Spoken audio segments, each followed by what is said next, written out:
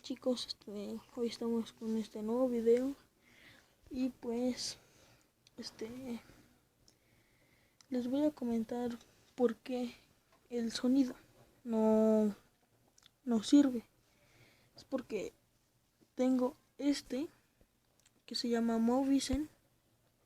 A ver, que se llama Movizen. Aquí lo dejo. Se llama Movizen. Entonces, cuando yo quiero grabar un videojuego, pues esta cosa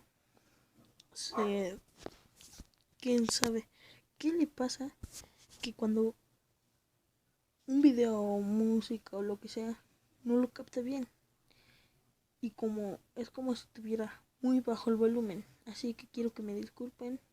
Solamente quería avisarles eso y nada más. Así les voy a demostrar mi juego de Dragon Ball. Un chiquito, una parte chiquita. A ver, es esta. Se instaló como 4 veces, no sé por qué. Bajaré el volumen. Ahí está.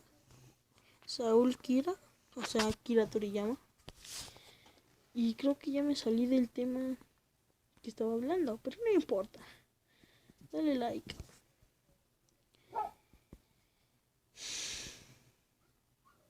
Aquí nos sale Jairo, porque Jairo quiere robarse la cámara. La sombra. Bueno, vamos a adelantarle eso. Ahí está. Dragon Ball Z Shin Budokai 5.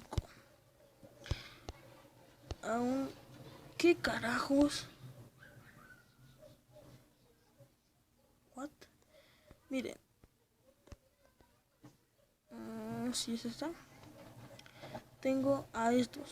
El Kaioken base, Kaioken, Super Saiyan y Super Saiyan Dios. Es igual así. Gohan definitivo. Ese es Gohan Super Saiyan 2. Gohan del futuro, que no tiene transformaciones. Vegeta, que solo llega al Super Saiyan 2. Trunks, que no tiene. Trunks sí, nada más tiene una. El pelado de Bracer, nada más tiene una. Goku Black nada más tiene una. Freezer no tiene. ¿Cómo se llama ¿Cómo se llama? ¿Cómo se llamará? ¿Es Cooler? No. No sé, pero sale en Dragon Super. Célula, que la veis aquí. Super Majin Buu. Kid Buu.